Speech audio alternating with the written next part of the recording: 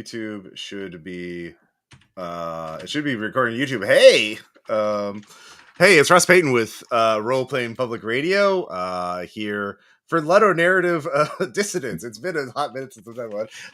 The three of us are here. I'm back from Japan. James is going to talk on Warhammer, so we got a lot to talk about.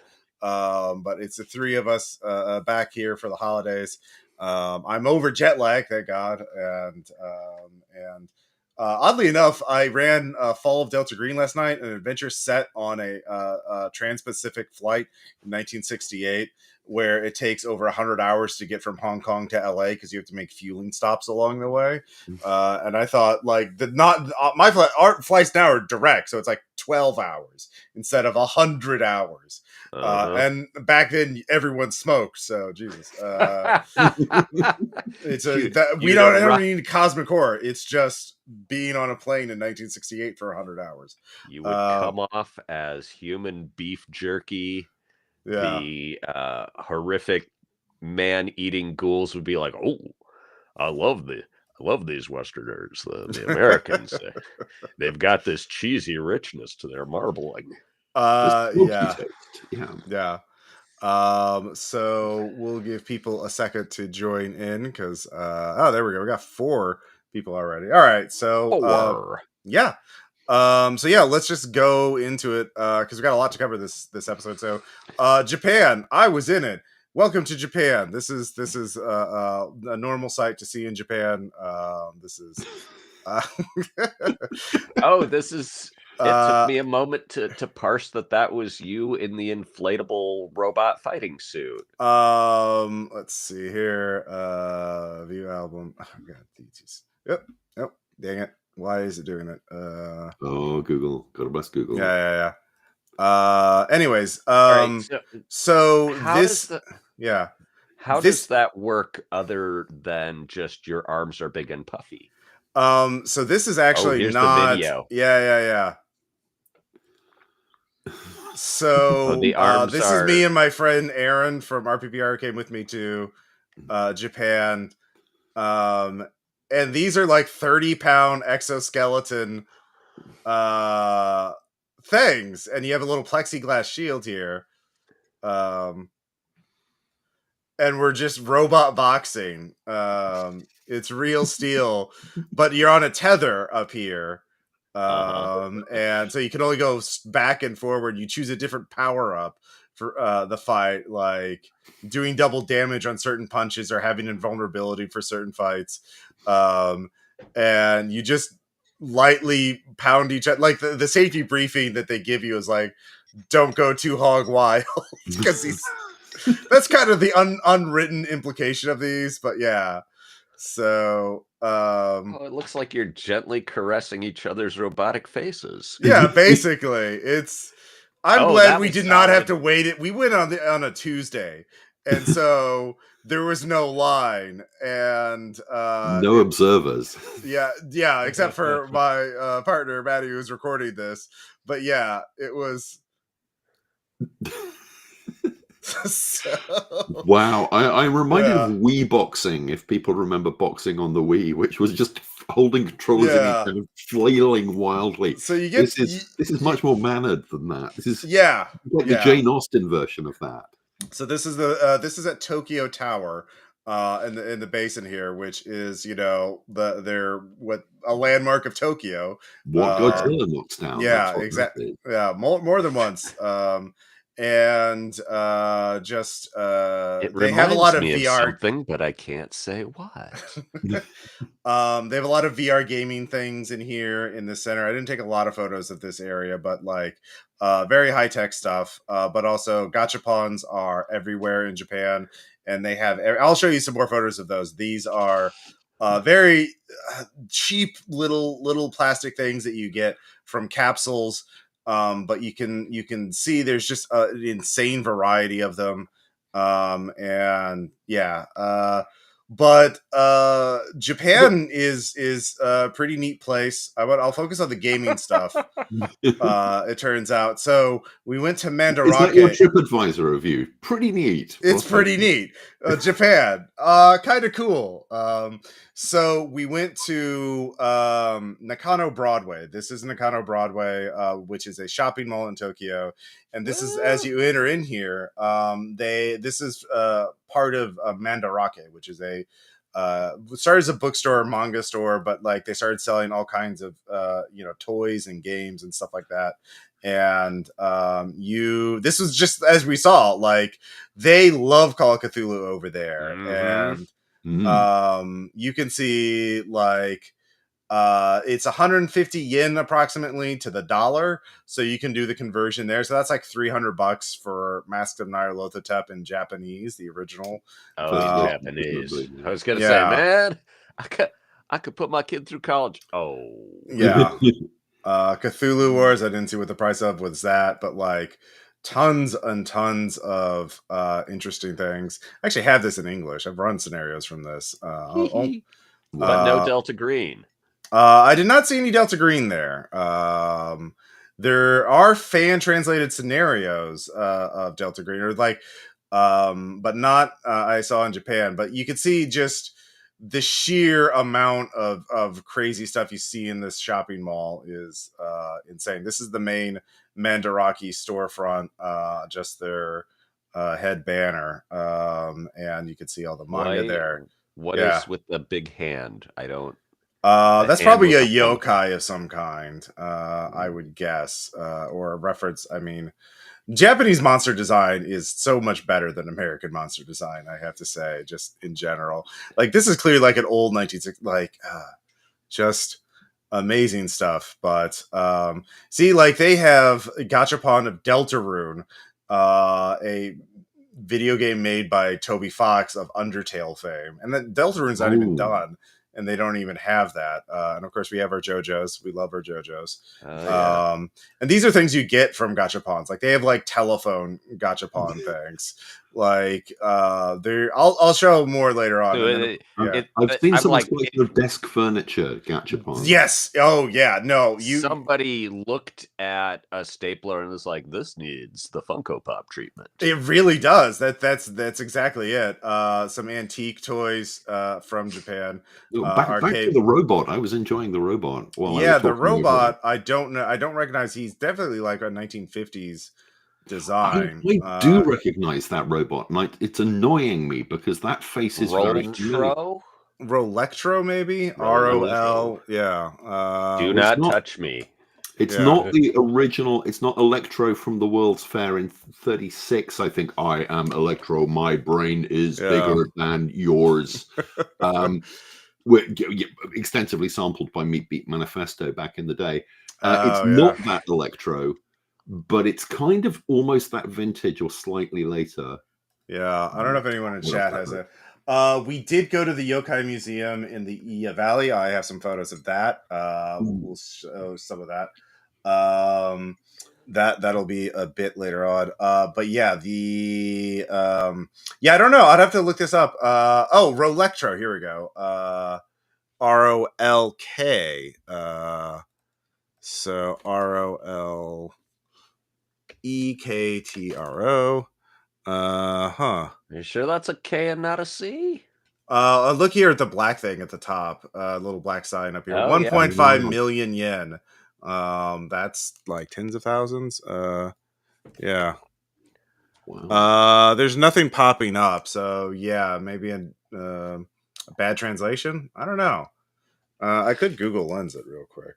Oh yeah, by the way, if you go to Japan, use Google Lens. Get Google Lens on your phone, because Google Lens is a very useful tool to translate things very quickly. But well, yeah, I don't know. I'll have to put that on Blue Sky and see if anyone can do that. Oh yeah, they had a little RPG booth or little store at Nakano Broadway, so you could see some of the things they had for sale.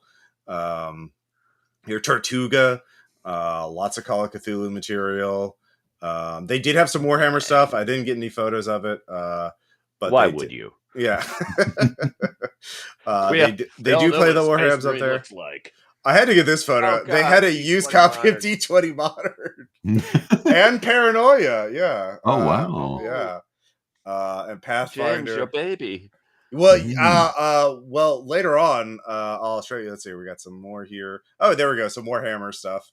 Oh, that's that's Lord of the proper Rings. Warhammer. That's not the role playing. One Ring RPG, so some new material, not just used old stuff. If you watch Tim Rogers Action Button videos on YouTube, this will mean something to you. Otherwise, anyways, tons of toys. Of course, we got to find some. This is in Harajuku. Yeah. I'm Donut. And then you got it. This is in Harajuku, which is a gothic Lolita sort of fashion district. Also, really good crepes. Okay. No, I don't know why that tracks, but it sure does. Absolutely, yeah. And then, of course, this is a chain where you can get little potato spiral things. And let's see, going on. Some of the gothic kind of punk fashion you would see in Harajuku. There's like, it's a fashion center there. Oh yeah, so they have stores. What did you buy? What did you bring home, Ross? So many things. I'll show them in a second. I'm picturing you in a black leather cowboy hat with like dog collar studs around. I think you need that in your life. This is a 3-story thing of just gachapon capsule machines. And these are some of the things you can get there. And I got some close-ups later on because they're everywhere. They're omnipotent, or not omnipresent. Omnipresent? Omnipresent. The Tokyo Tarot Museum, with many different tarot card designs, and you can get a cup of tea there and do a tarot reading. But again, fancy toys, very high-end toys. Do you want a Pac-Man that'll set you back $50 or $100? You can. What about it makes it worth $50 or $100? Is it just really huge, or is it high points of articulation usually? Look at this Jackie Chan figure. Like, look at. Okay. I get it. That's insane. Yeah, like, see, that is, doesn't say how much that one is, but yeah, these are really high end stuff. And of course, like a Master Sword replica, only 22,000 yen, which is over $100, but you know. So some of the more the gacha baton, power pylons. Okay. Yeah.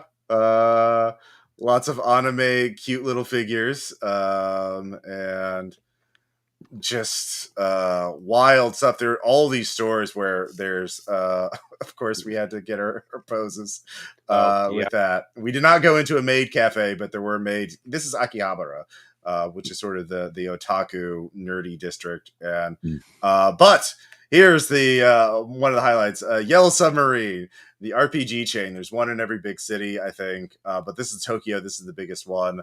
Board games, RPGs, dice. They even have a little play area. And of course, I was like, this is the one place I want to go to. This is what they call TTRPGs, or table talk RPGs. Over there. Makes sense, yeah. And not just translations of Western material; they have their own original stuff, which I'll show in a second. Call of Cthulhu. I do love. I got it. Is that the Game of Life? Is that the Game of Life? It is the Game of Life. Well, no, that spinner anywhere. Yeah. Wow. Yeah. Lots of Call of Cthulhu material. Of course, we got our D&D little shelf, and lots of board games. Sure. And that one just looked cool. I have a friend who has Tokyo Highway, but I thought about buying a copy of Tokyo Highway in Tokyo. And dungeon tile origami paper. I thought that. And then look. Whoa, good Lord. That was the edition we did in Japanese, presumably. Yep. Wow. It's definitely in Japanese. Your baby. Wouldn't it? That would be amazing. Congratulations. Actually, sitting down with your players, going, "Okay, here's the player's guide, and it's in Japanese." And they go, "It's in Japanese," and you go, "No, it isn't." Did you not get a comp copy of? I got one copy of the English edition, which I sold in a charity auction. Aw. So let me show you the books I got from. Let's see here. I have to tell you, Ross, I Yeah. always thought that it would be really cool to travel to Japan and immerse myself in this, fascinating foreign culture. But seeing your pictures, I'm like, I don't know if I could take it. I would just be overstimulated, and my brain. Well, that would was leak out my our ears. first 2 days in Tokyo. I spent like 2 weeks there, and we went 2 days in Tokyo. Then we spent a week in Fukuoka, which is a much more laid back city. It's a very big city though, but like I was visiting my brother, and so we got to stay with him. And then we spent a week on the island of Shikoku, and Hiroshima, which is not on the island, but like Shikoku's a very rural and beautiful amount. You can get to nature and do very, very fun things, but some things I got from there. So this is here. I'll turn my thing off. Let's see here. Original. So this is Bibliotech 13. It is a Call Cthulhu supplement. All the adventures are written obviously in Japanese, but they're all fan written. This is the one I want to run. It's called Cartoon Reanimation. I found but they have like other scenarios for it with maps and notes and art. So this is, like a Miskatonic repository thing. These are just fan scenarios published for Call of Cthulhu. Another thing I got from there is a guide to the Cthulhu mythos, but everything is very cute. Look, there's is it kawaii? Is it super deformed? Is it it's super. I mean, look at that Cthulhu. Look at that little guy. He's great. Let's see. And then of course we had the John Kovalic stuff over here, and Cthulhu and the rest of which I think were late 90s, early 2000s. Yeah. So it's almost a universal thing. Cute Cthulhu. I know purists who, if they saw that, their eyes would begin to bleed from pure rage. Well, fuck him. This is fun. look, there's Nodens. He's just an old guy. He's fine. Yeah. And then this just looked neat. I don't know what this is called. It's like a solo RPG, but there's some really nice RPG. It looks like Mockman. Yeah.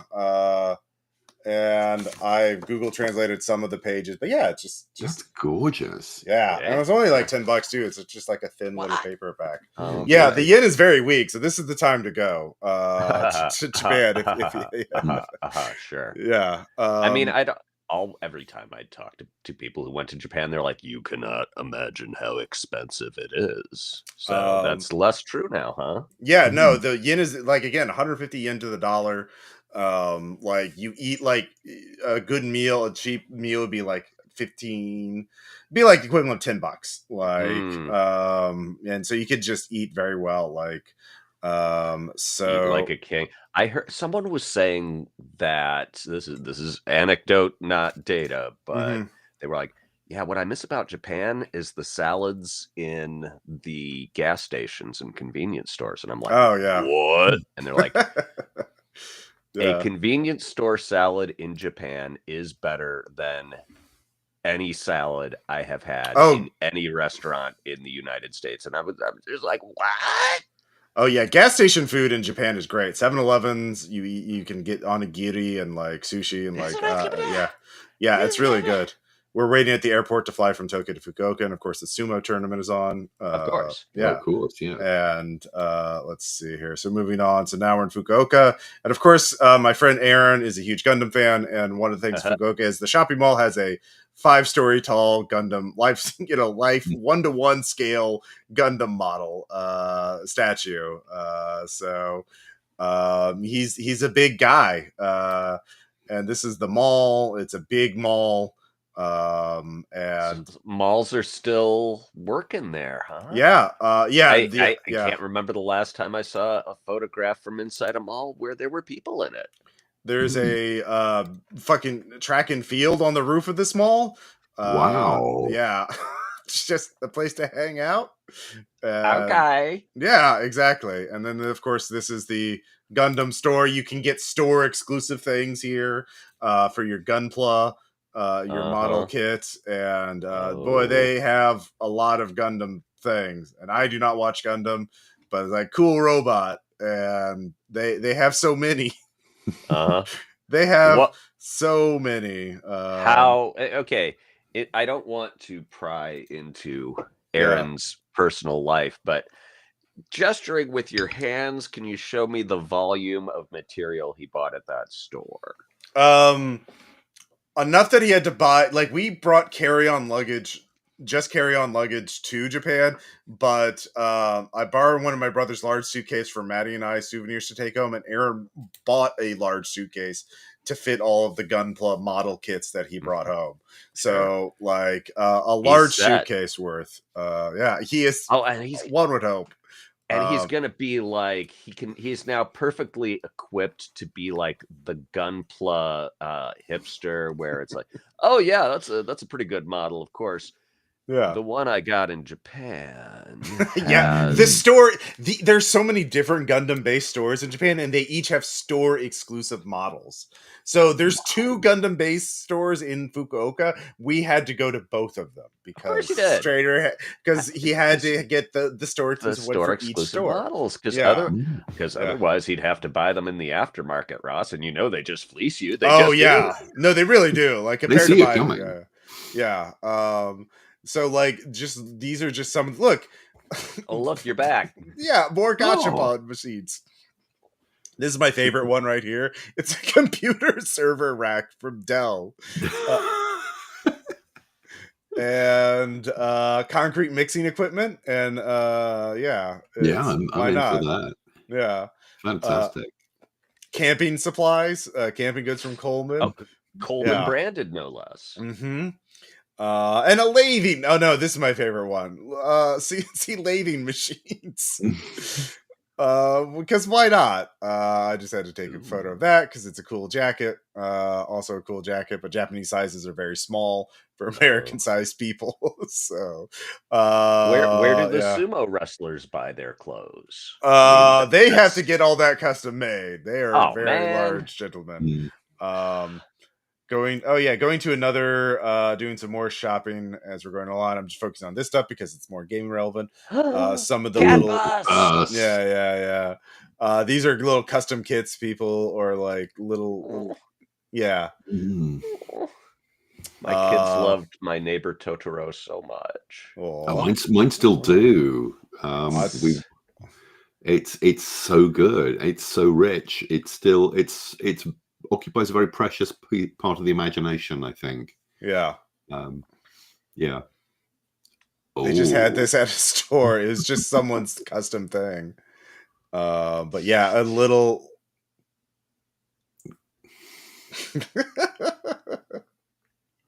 So you couldn't buy that. That was just showing off. This is David Fardell. He's a member of the Delta Green fan community.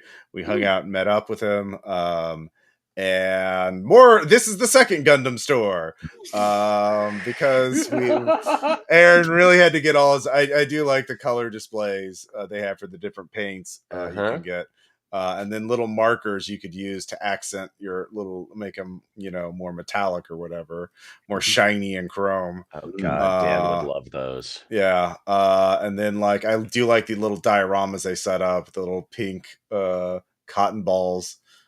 For the explosions, and then just more anime things we found, and then let's see here, sumo. We did get to go to a sumo tournament on the last day of the tournament. Envious. I'm envious. My brother had to get the tickets, and like 8 minutes after they opened them, he barely was able to get tickets. They sold out like that.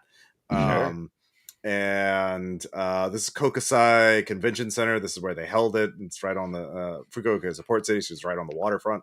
And this is a mascot of a nearby city. I like these gachapons because they're sumo themed. Of course. Yeah, like they have the banners of the wrestlers, and then this is the one I got. If you keep zooming in, These are the goji, the referees, I think. They have their It's own nice to see the refs get a little love. I mean, Yeah, got to catch them all. If you want to know the difference between Japan and America, in Japan, they respect their sports referees enough to make commemorative plastic statuettes out of them. And in the United States, we typically are more likely to give our referees an empty whiskey bottle to the head. Yeah, I found we make models of them over here, and then we put them on bonfires and set light to them. You can get little face masks of your favorite sumo wrestler and get little sweat towels, little banner towels you can hold up to support your guy. Little sumo tea bags. And then this is our seat. Wait, what? Do I want to know what flavor that is? I don't know. I didn't get that one. I didn't feel 100% on that one for some reason.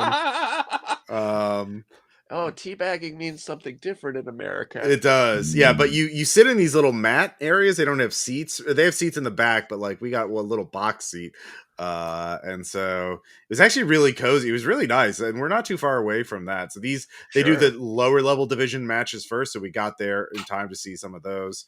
And then we're just hanging out, and then that's the sumo program.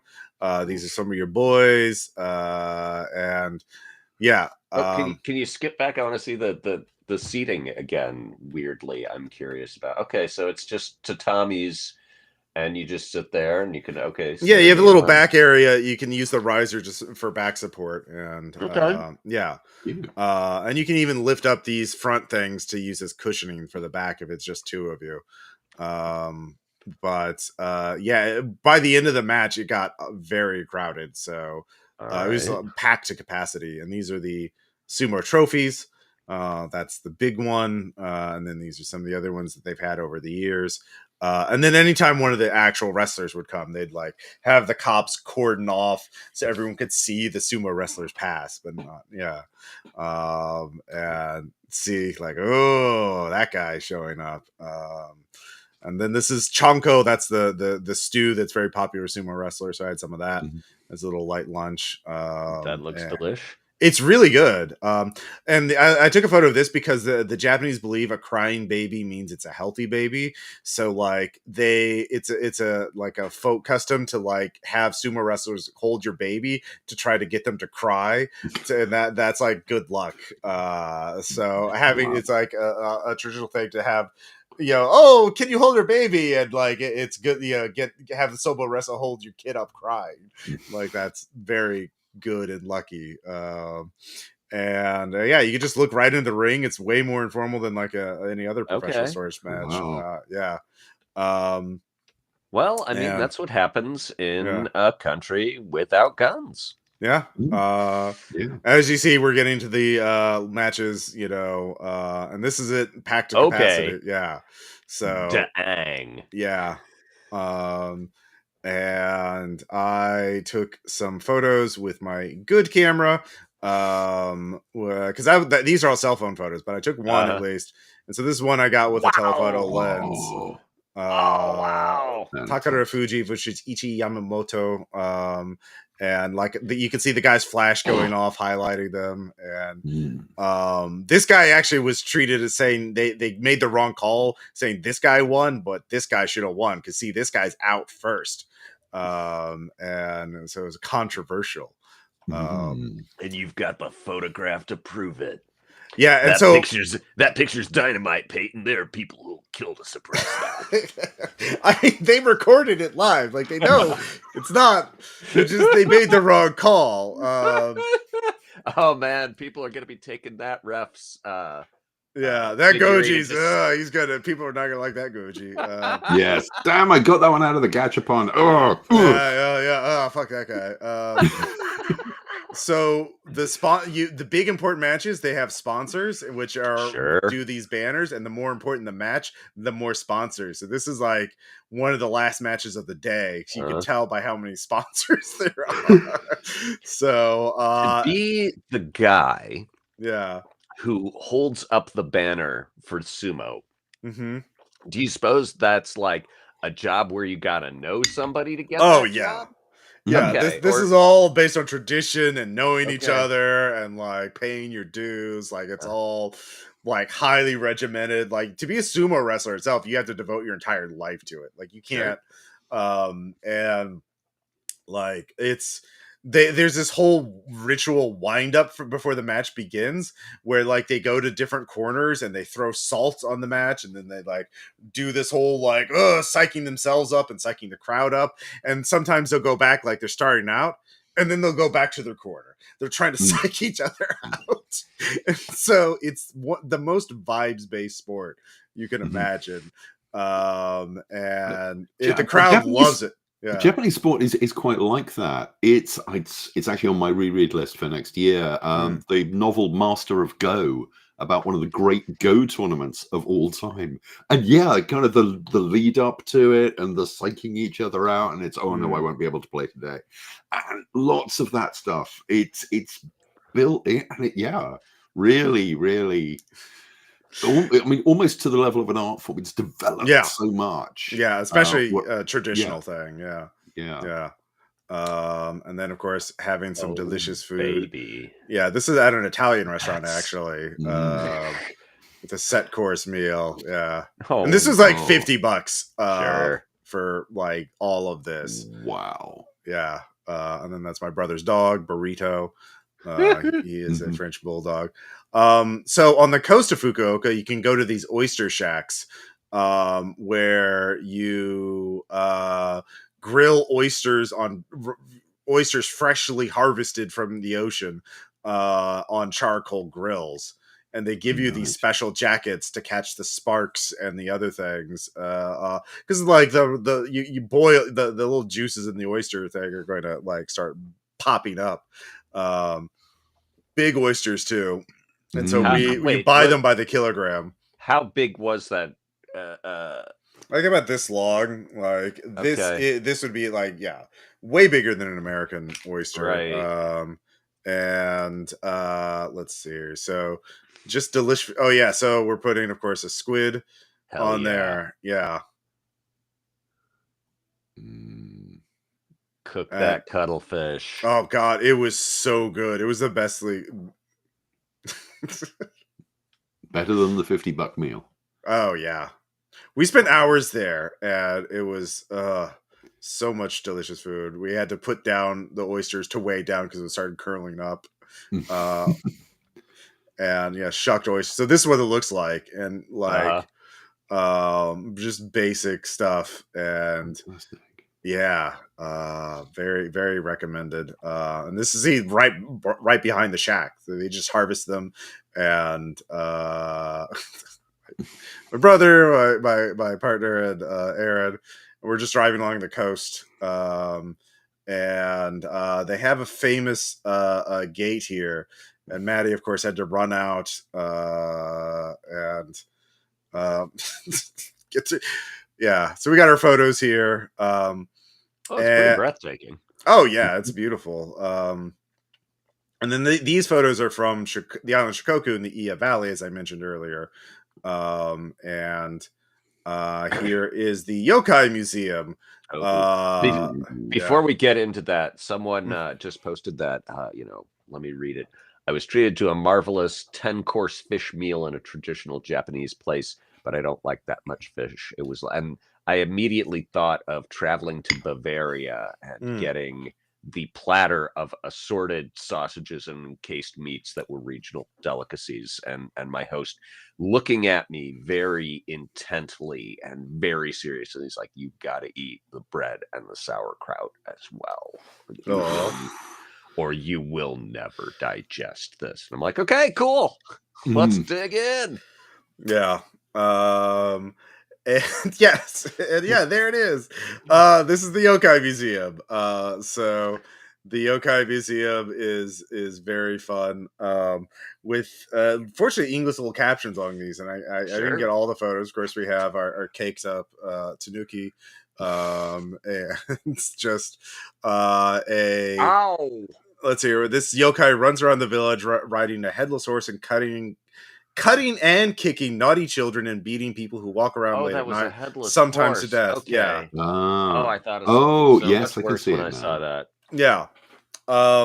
So what my brother explained from the overall introduction to this is the yokai were used as sort of, cautionary tales, because this is in a mountainous region where there's a lot of dangers, fast moving rivers, rock slides, and so they're warning children, don't do this, don't do that, don't go near the whirlpool, and there's a monster in there, it'll eat you, and just lots of very cool designs Uh-huh. for Japan again is years ahead of us in monster design technology, because yeah. Then I got caught by some kappa. Sure. Those are the drag me under the water as they do. And then we have some little stories about yokai. They just love messing things up. And then of course not haunted dolls at all. And lots of them. And then Everybody Loves My New Niece, and a Oh, is that a kitsune. nine-tailed fox? Yeah, and just some posters. How many And posters did you buy, Ross? I did not. They didn't have the posters. I couldn't find for sale. I didn't ask, but like they had lots of other things. So this is the I forgot. Wait. Yeah. You, Ross Payton, went to Japan and did not purchase a single yokai. Oh, I did purchase yokai, not the posters, but I got stickers and a T-shirt and other things. All right. Well, so, I guess I'll permit it, Ross. Yes. I'm less disappointed than I could have been. So this place is used to be a school, but they didn't have enough kids, so they stopped. It just became abandoned. So this guy here bought it and turned it into a coffee roastery and cafe. And so you can just hang out here. And he still has the abandoned the stuff left over from the school there. Sure. And you can't buy vibes like abandoned school vibes. You can't. Yeah. Definitely not haunted at all. Yeah. Yes. Relive the most miserable years of your life. Oh yeah. Abandoned school revitalization facility. The sleep shop of mini orders. Oh, it's also an Airbnb. Okay. To be fair. Oh, sure. Of course it is. Yeah. Because I don't want to just drink a cup of coffee in the abandoned, bad vibes drenched ex-school. It's nice. I did get a headache because he was roasting coffee and the fuse are there. But yeah, this is the kind of vibes. And then of course, driving the mountains. Yeah, like this is the kind of yeah. The terrain of this place is amazing. Lots of 1-lane roads too. Man, that fog. Mm-hmm. So yeah, and it was fall. We had changing fall. Yeah. Just as we're driving through. So imagine driving through this way and you see a car coming the other way. There's a very delicate ballet of cars going around each other. See why good manners are a cultural value a little bit. So these are the vine bridges of Ia Valley. As you go down into the darkness, into the forest. This is very Alan Wake, that particular case. Yeah, it really was. How do you say "let the darkness take you" in Japanese? Yeah, see, there's the vine bridge. And look how far those rungs are from each other. Oh, wow. Yeah, yeah. Maddie, of course, loves heights, and so it was like, yay! Everyone else is like, I'm going to hold on to the side. Rest of y'all clinging. And then this is Nagaro Scarecrow Village. Well, that's my wife, but crows. Yes, that's that's the only thing those will scare. So this is a remote village in the mountains, and about 20 years ago, a woman moved back to the village. She was born there, and she realized so many people had left. She started making scarecrows of the people who had left or had passed on. And so now, for sane reasons. Yeah, well, it's an art project, and so the village now. There's 350 scarecrows and 25 people left, and it's this famous tourist attraction. And you can see all of them are just hanging out, and you can just walk around and take photos. And there's Snow White and the Seven Dwarves. And that's that one. Yeah, is having some problems. You see, I took some photos on my other camera, my larger camera. Let's see here. So we got Oh, that good, guy. because yeah, what we need Yeah, is the nightmare fuel in high def. yeah. Mm. This is a dam in there. That's Sakura Fuji. This is from the abandoned school. There's another guy from the abandoned village. Yeah, Mm. Yeah, no, that's yeah, okay, no, that's yeah. fine. Mm-hmm. Fine. It's all fine. Yeah. This is the Mm. Okay. Vine Bridge. You can kind of see it peeking through there. Oh yeah. And then oh yeah, I'll get to this. This is Yusuruhara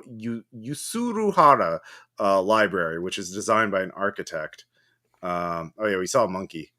Yeah, a little monkey just hanging out. Oh yeah. Yeah. But yeah, like very cool, like just decades long project. So yeah, these are what the kind of roads are like in Oh man, I just yeah. thought of the joke I should have made at the Yokai Museum, which was, "Oh, America has a headless horseman too?" Oh, that's cool, I guess. Yeah. Aw. But that's the kind of views you see just driving through this area. Wow. Yeah, just hours of driving around here. We stopped at this is outside a little restaurant. We went to little roadside the equivalent of a roadside diner, which is traditional. That's my brother being himself. Let's see. See if I can find. I missed. There's like a. See, I think I skipped over a 4-minute video I shot of like. Well, I can't find it here. Of driving through all of like for minutes of driving through here in the dark as you're going to our traditional inn. Oh yeah, there's a little cafe where you can feed birds. They'll come out of your hand. They've sort of gotten used to people. They've definitely got used, so they'll just like come right there and grab little birdseed They from look you. they look like they're Wow. saying, "You're all right, kid. Well, they're very picky What you too. got They'll for me today? yeah, basically, right? Sunflower seeds? Fuck that bullshit." Yeah, there's the famous gorge in the Ia Valley, and let's see here some of the traditional food, which is lots of little See, courses, lots. Brian Ramba is saying, which was designed by an architect. I've been in buildings that were designed by not architects. Yeah, They're out there. Here's this is the main view of the library. That's Yeah, gorgeous. yeah, it's a Man, very I want to beautiful. go there. It's very cool. Yeah, Lots of books, none of which I can read. yeah. Oh, wow. Now you've made it into a ironic Twilight Zone episode. See, you can find a little pamphlet here. There's a village where people and scarecrows live together in harmony. And the Sounds scarecrows fake. are slowly driving the people out. More scarecrows each year, Yeah. fewer people. It's the circle of life, James. Yeah. Circle of straw. Oh yeah, we did go to Hiroshima too. And we had the best burritos there. There's a guy who went to San Diego That was to not learn the how to sequitur I was expecting. yeah. It's a very cool place. And yeah, just in random spots of Virginia. That's just I just saw that on the streets in Hiroshima. I was like, that's cool. Let's see here. A fancy cocktail bar in Hiroshima. Ah. Yeah. Ooh. Oh yeah, I would long to sit there at the bar drinking and discussing the ills of the world with somebody. That would make them seem far less crushingly immediate. Yeah. We did go to the Hiroshima Memorial Park. I'm sure. A museum, and that is as emotionally impactful as you can imagine. And yeah. Did you ever read Black Rain?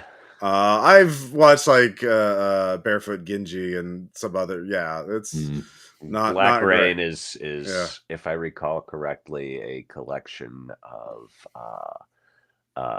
first-hand accounts from people in the city on the ground, and had to read it in college. Oof. And it haunted me. Yeah. So This this is looks much more cheerful. Oh, yeah. This is yes. Team Labs in Fukuoka. There's a little app you can use, as these are animated little animals, and you can like use it. See, Oh, wait, you can nice. control that with an app on your phone? well, you can shoot at the animals with your phone and get information Oh. about them. Oh, Oh, okay. nice. Yeah. I was like, wait, you shoot it with your phone and it falls over? That's sick, man. And every time you jump on one of these, it changes and makes sound. Like, it's all experimental, like using technology to This feels like a place you take your kid to mentally stimulate them so that they sleep well that night. yeah, it's Mm. very family and photo op friendly, as one can imagine. Yep. No lies detected. Yep. And then let's see here. They're kaleidoscope. There's a little tunnel with like mirrored Oh, reflections there, so you can cool. yeah. Like Yeah. 15% of horror movies from the 70s. Yeah, no kidding, right? This is very 1970s sci-fi too. Oh, yeah. And yeah, a couple other things. Last thing in Fukuoka, if you ever go to Fukuoka, they have yatai, little street stalls that come out at night, and you can eat very well, like wagyu beef and noodles and all this other stuff, and talk to other people. Like, we talked to some honeymooners from Spain who were having a food tour of Japan. Oh, no. Nice. Yeah, it was great. And we'll just end on Burrito sleeping in his crib. yeah, well, that's the crib is through him. He's actually on a little beanbag chair that he's kind of claimed. So the baby jail is between us and him. So it looks like he's in jail, but he is free to dream. But yeah, so anyways, that took longer than I thought, but yeah. Every moment gorgeous. Oh yeah. Yeah. It's super beautiful to go. Highly recommend. Food is amazing. You can eat like a king there. And anyways, James, how you doing? Pretty good. Not really traveling. Couple of things that's pinged on my radar. Actually, this pinged on my radar at UK Games Expo, but they've released a preview thing now. Mappa Mundi, a game kickstarting next year. They are billing it as an EERPG, standing for Exploration and Ecology. And the idea, it's a fantasy RPG.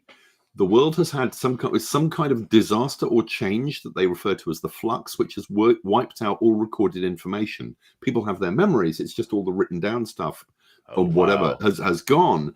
So your job as adventurers is to go out and remap the world and make notes and record all the interesting creatures and features that you find. And that's great. I mean, as a one-line sell, I'm there. I'm completely there. The player's preview it looks promising. It's a little bit old school. It's quite mechanically heavy, but there's lots of interesting narrative stuff in there. The way you create the creatures, they're not, some of them are kind of pre-generated, but some of them it's you encounter the thing and then the players kind of, you just suggest a thing that the twinkling on its wings. I see gems set there, and someone else goes, yes, they appear to be absorbing the sunlight and maybe transferring it into a kind of energy, and you work together to create what this amazing creature is. So the monsters are really special and they're unique to you, and it seems really nice. Right. Haven't seen what is the the tone like? Is it like, this is a grim dark world of perilous exploration, or is it a bright, happy, we're just going to rediscover all the wonders that are in nature? It's not completely bright and happy. It is. I'm going to be brutal. The text at the moment feels like needs an editor, but it's an early pre-release. They wanted to get stuff out there. The art is looking really nice. It's very, from the stuff I've read so far, non-violent. The idea is you do not fight these monsters. It's not about killing stuff. You get your kicks, you get your buzz, you get your points and experience from exploring the world. And I've talked before about the Bartle player types, and exploration is right in there. And one that I think to a large extent, I mean, yes, exploring dungeons and castles and stuff like that, but a lot of the worlds that were served up in RPGs are pre-mapped. There isn't an awful lot of actual exploration in terms of geographic exploration. And this really hits the tone of, this is a world for you to discover. in a non-colonial way. Hmm. And that's really interesting and really nice. And I think this is definitely strong on my radar for next year. It's one to look out for. Okay. Yeah, like I said, the art looks solid. Yeah, it does look pretty crunchy. Like these, let's see here, skill paths for characters look pretty Yeah, that looks a complicated. little... Yeah. Yeah. But I love a good flow diagram. I wish I could show you the... I'm going to. Hold on. The two diagrams I have, the pictures I have up behind my monitors here, these are from the early 1600s. And there's two of them. They're from a book of, it's an attempt to categorize all knowledge, or at least all You're going to knowledge have to that a bring young that gentleman closer, would need. James. It's just... Are you getting any of that? Oh, yeah. Basically, they it's are a little massive, dark. Yeah. They're attempting to break down human knowledge by facet. This one that's history and chronology, which of course begins with the creation of the earth by God, and works. Most of it is the Bible, and then goes into the Greeks and the Romans, and then there's a tiny bit left about and everything after that. I love a good flow diagram. I think they're a fantastic way of categorizing. I'll put that back later on. Why am I trying to put that back on the wall now? I think it's a really clear way of expressing this stuff. I'm fascinated. I'm interested by that. But then I published Warhammer Fantasy Roleplay, which of course had the careers system with that amazing labyrinth of interconnections. How am I going to go from being a rat catcher to an international assassin? So the comment, I think we're 1 to 5 years out from a game that does ecology really well. Do you mean a game where having it be stories about preserving nature and understanding nature is going to be done really well, or a set of rules that models how ecosystems work really well? Because it's like two different ways that you could do ecology, or ideally you'd have both of them smushed together. Yes, I mean, are we talking Scavenger's Reign, the RPG, of this enormously interconnected, interdependent world of stuff, and you have to kind of puzzle it out? Or are you the players involved in creating the world and the interrelationships? And I mean, either of those, I think, would be fascinating. I think would be fascinating in different ways. Yeah. Damn. Yeah, that would be cool. But yeah, I've not heard about this at all. How did you hear about it, James? They were at UK Games Expo, showing off an early preprint of what they had, knowing that they weren't ready. They're quite active. They're doing a lot of interesting kind of ground level marketing over here. I think, I really hope that they will work out how to broadcast this stuff internationally, because it looks, for a first project, I don't think any of them have published anything before, but it's looking really accomplished. This is a comment from a viewer. Hi, Weird. I also love a good flow diagram, but having played Mothership numerous times and run it a few times, I'm not super big on skill trees specifically. Feels like one of those mechanics that's supposed to help, but just gets in the way, in my humble opinion. It's like, you only have industrial equipment, you don't have engineering, so you can't do this technical thing, even though you might be able to. In the real world, you can try. You may, skill trees are pretty reductive. But yeah, I could see that. Anyway, everyone in the comments is blowing up about how great Scavenger's Reign is. I do need to see rightly so. It's fucking genius. Yeah. I've heard nothing but good things about it. Now that it's on Netflix, I'll try to watch it. With Termination Shock, when I'm designing alien species, the intelligent aliens, I'm always trying to not just have it be like that. The one advantage that I designing aliens have over the dudes doing it for Star Trek is that I don't have to hugely budget for prostheses or CGI or whatever. I can have a weird alien, so it's it's an interconnected series of lighter than air gas bags with assorted sort of mouth tentacles and eye stalks descending from it. You know, an alien. Yeah, if you're As opposed not familiar with what we're talking about, here's sort of the vibe of what Scavenger's Reign. it looks like. Yeah, And Scavenger's Reign is so, if I may wax poetic for a mo, it is it demands an intelligent viewer. It does not. It's not going to spoon feed you every little piece of plot and character, and you are going to have to pay attention and figure out why these characters are acting the way they are, in the same way that you have to pay attention to figure out why these animals are acting the way they are. Yeah. So yeah, yeah, that's interesting because Netflix picked it up, but they're not going to renew it for a second season. So only the first season. Why would they do something like support a brilliant, innovative TV show? Yeah. One thing I recently read this article talking about Netflix's like creative decision making, and one of the things they sort of the people who have worked with Netflix directors and producers and that kind of said is, oh, we want second screen viewing, which is what we want. Things that people can watch while they're also looking at their phones. And there's like a review of a recent Netflix original movie that I read where it's like they kept restating the basic plot and themes like multiple times throughout the movie. Like they weren't sure the audience would remember or had paid attention the first 2 or 3 times.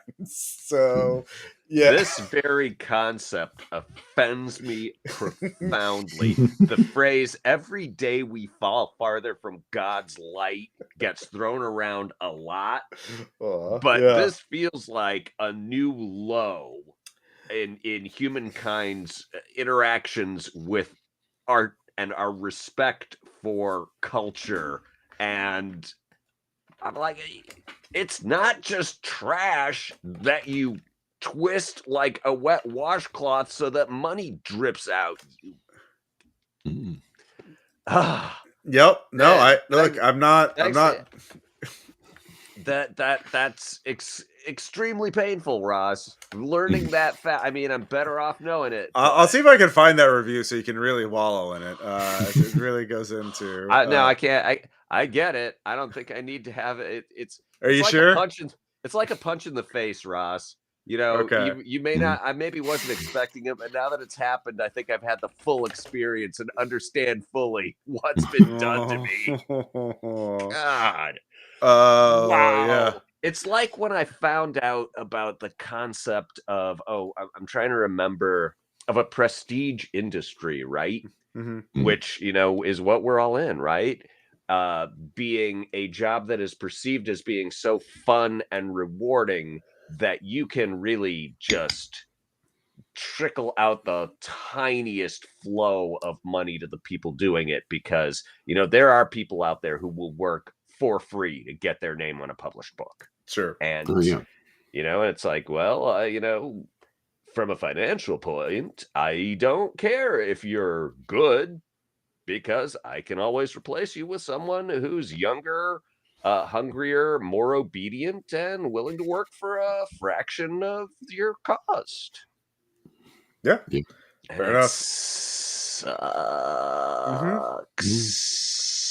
I mean, on the other hand, yeah, I do second screen viewing myself. My wife and I did watch Smile 2, and it did not, like, while it's well made, Smile 2 is the kind of movie like, all right, yep, they're talking. This is not going to and I mean, I have, but I don't like to, and I don't like the idea of it being designed from the ground up to support that kind of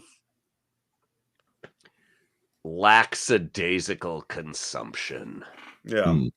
I mean, we're all guilty of it, but you don't have to go in planning. It would be like if someone was like, "Oh yeah, I'm working on menu items for this restaurant, and I'm just trying to find ways to make them be more fattening and less nutritious. Not Really fattening and nutritious, cheaper and more addicting. Like that's yeah. Tomato, Ross. No, they're different. They're like, it doesn't matter if it's fattening or not. All that matters is whether they'll come back to order it again. So But then not all media is a Peter Greenaway movie where you've got to watch the screen every second to track the appearance of the numbers 1 to 100 as the movie progresses, or something like that. Right. There's a lot of it is middle. There is a surprising amount of TV that you can essentially watch without visuals. You can treat it like it's radio. Someone said, if you don't think people are going to watch it, why isn't it a podcast? Why isn't it on the radio? I do a lot of second screen view. I mean, 3, in fact. I typically have my phone and my laptop and the TV, and I get most of it pretty well. Are you happy this way, James? I mean, every so often I will stop and pay attention. There's BBC 4's been doing a season of Powell and Pressburger movies, from the 40s and 50s, and I was thinking, can I second screens? No, I cannot. This demands my full attention for every second of its runtime. I love those movies with a fierce and undying passion. But yeah, some of them. If I think a movie is going to be like that, I'll go and see it in the cinema. Okay. That's the environment where you are forced to just pay attention to it. You sit there facing a big screen. There is nothing else to do except eat popcorn. Like this. Got my tickets. 26. Gonna see it, baby. What are we seeing? Nosferatu. Okay. I'm gonna tear a corner off my horror aficionado card here. I see everyone's really excited about Nosferatu. And they've probably failed in their PR in that I'm only hearing about it secondhand. So what's so cool and exciting about this Nosferatu?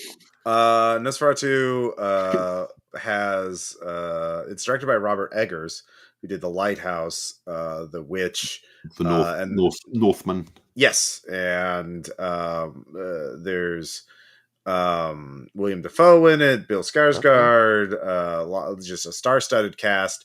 Here we go. Yeah, look at that. Look at it. I feel like you want to reach through the screen and grab me by the shirt. Look at it, Stolzy. Look at him. He's having a time. Look at him. Yeah. A friend has seen a preview and says, yeah, it's she's in the film industry. She knows her stuff, and she says it's unbelievably good. Yeah. Wow. All right. Well, maybe I'll see if my horror-loving son wants to go see that. I mean, after The Lighthouse, I'm got to see everything. I haven't seen The Lighthouse either, so. Oh my God! You need to see The Lighthouse. Yeah. I need to see The Lighthouse. I did see the Heretic recently, and that's actually pretty fun. Although that's more of that's a very talky movie. That is. Oh yeah. Hugh Grant trapping 2 young Mormon missionaries in his house. I did hear about that one, and I can see Hugh Grant as a villain. Yeah, pretty easily. And he's basically just inflicting a podcast on them for like the first act. Let's talk about religion. But it's like they're all great actors in it. It's just like very, very tense. Like what's behind the door, man? What's going on? The Heretic, which I think it's just Heretic.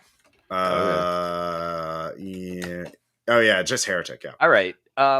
This might seem a little random. Compare and contrast with Hard Candy from a decade and a half ago. Hard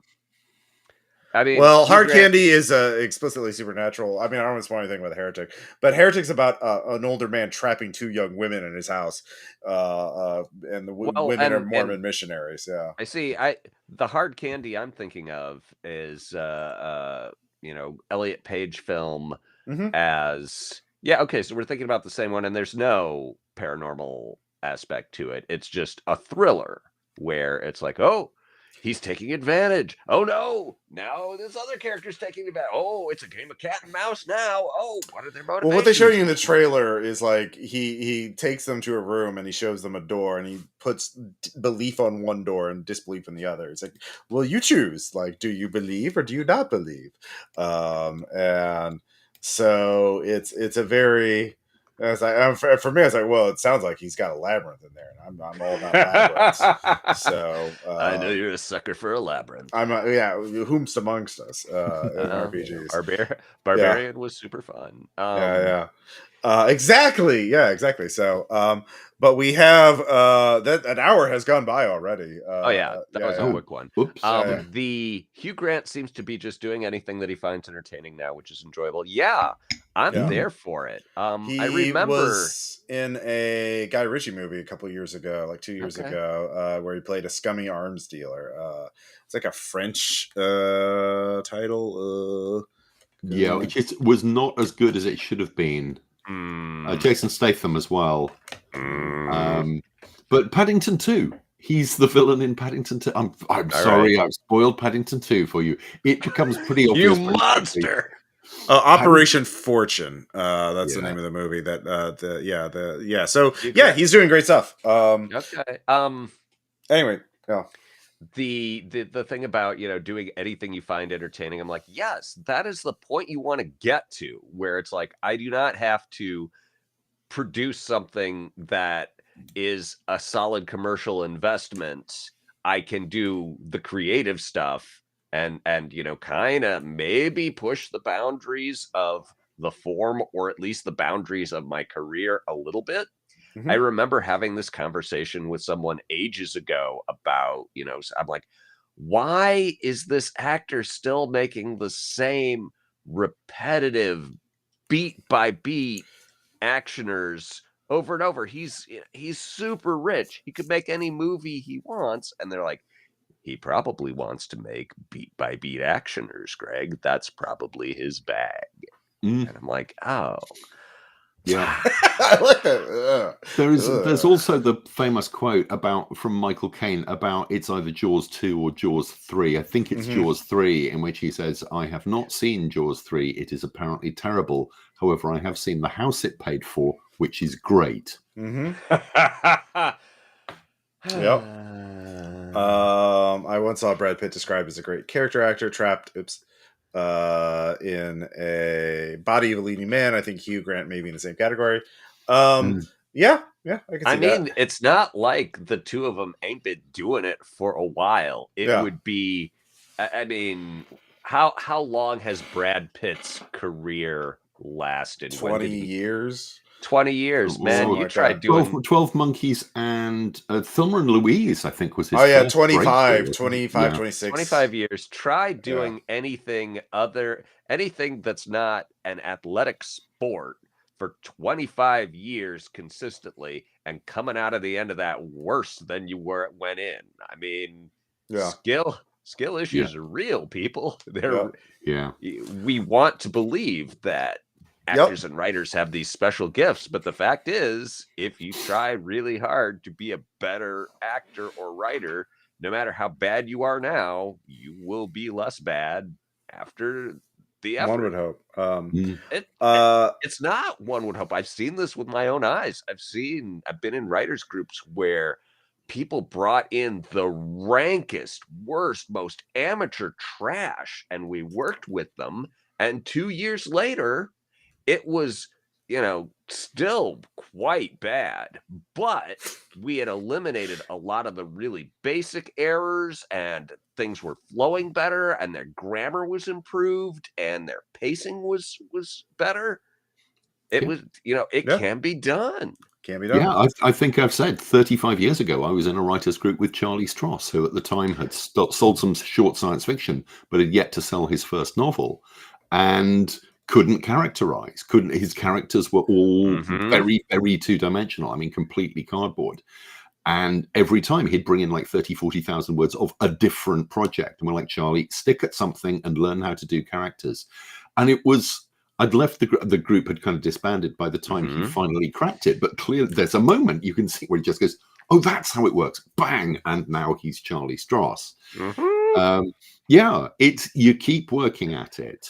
We got the name drop from James. Drink. Yeah. It's Cool. Oh my God, Ross! I just realized those Yeah. Japanese games may not have the future conditional in them. Those Look, Japanese yeah. must have the future conditional. Probably, But it's yeah. We'll I don't never know, know. man. I don't know. I can German I'll has. Google translate them all, and let you. There I'm you sure that's a go. perfectly accurate translation. Speaking Yeah. of conditional futures and stuff, I discovered this week that people still make rub down lettering transfers Oh, of the type that we nice. used to create fanzines in the 1980s, and I bought a bunch of them. Look at that Ooh. beauty. And I'm not going to tell you why. Fancy. Okay.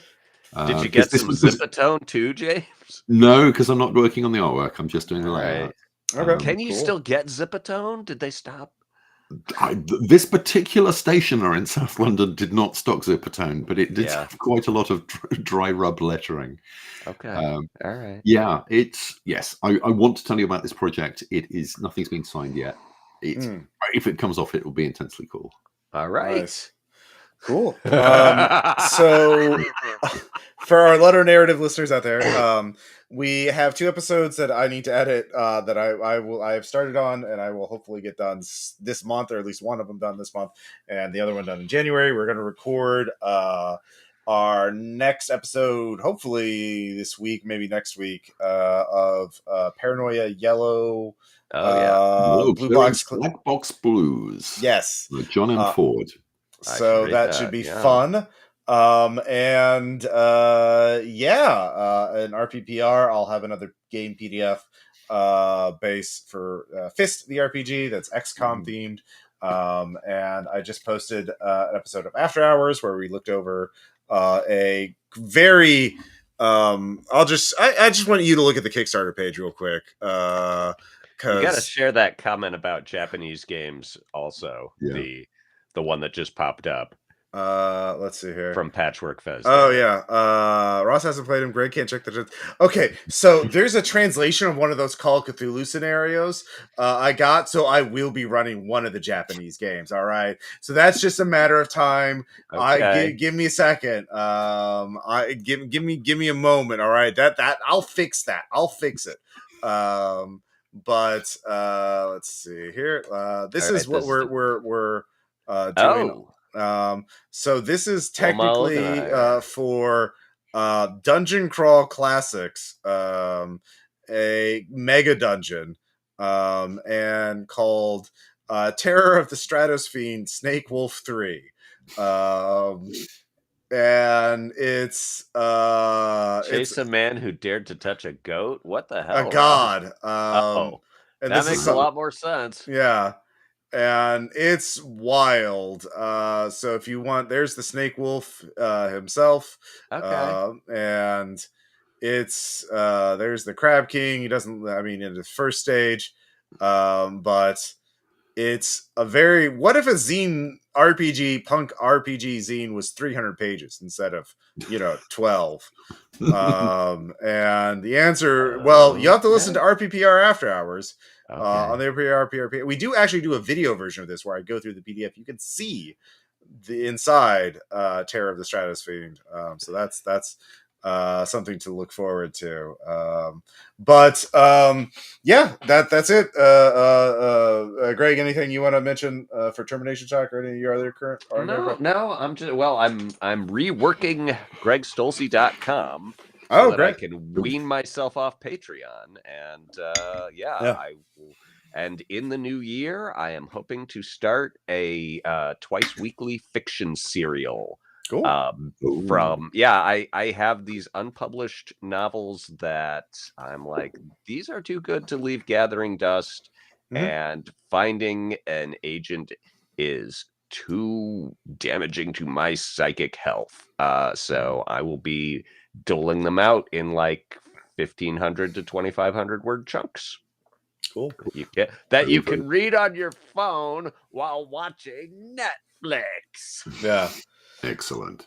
James, any when are you doing another Warhammer talk? I am. Yeah, I did a talk about the history of Warhammer, which coincidentally was on the very day that Games Workshop officially entered the FTSE 100, the list of the 100 largest companies in the United Kingdom, which is insane. They are larger than EasyJet. They're larger than Greggs, which boggles British people's minds. Greggs sell sausage rolls, but they sell a lot of them. That's all you need to know. So I talked for about 80 minutes on the history of Games Workshop. I got some good laughs. I got some of the better anecdotes out. And we're doing it again in Bristol at the end of January. And hopefully we'll be doing it a number of times after that. Great. Brian, thank you for the comment. Brian Romba? Not Roomba. Wow. Please, I have a friend who's, I think I would pronounce it Rombao. Rombao, not Roomba. I have a friend whose given name is Siri, so technology is a devil. Anyway, but thank you for the praise for the talk. I had a lot of fun doing it. I'm not aware of any major errors that I made in it. A couple of the numbers were slightly off, but yeah. Cool. Slight heart attack moment, I will say, when the compere essentially, the manager for the evening says, and everyone will be getting a copy of the slide deck. It's like, oh, the slide deck that's full of Games Workshop heavily copyrighted and trademarked imagery. I don't think they will. But yeah. But apart from that, no, it went really well. Really fun. Congratulations. Cool. And when is your next speech or talk is going to be? January 21st or 21st. Okay, so we'll be doing another live stream. Yeah. So January 21st, if you're in the UK, Bristol, you said, we'll have some information about that. So not to be missed. Not to be missed if you're in the region. My international travel budget is a little spent for the time being. So, thank you all so much for supporting us. Thank you all so much for watching. We'll have this up on a podcast feed pretty soon, and it's on YouTube. And we'll have more episodes soon. We'll talk to you later. Bye.